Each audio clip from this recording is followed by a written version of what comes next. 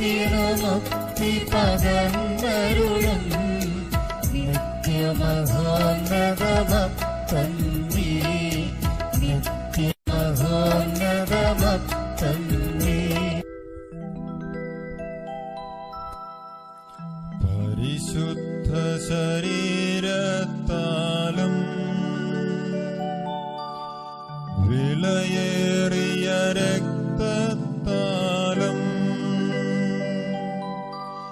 പാപത്തിൻ കറകളിൽ നിന്നും മർത്യനു നീ മോചനമേകി.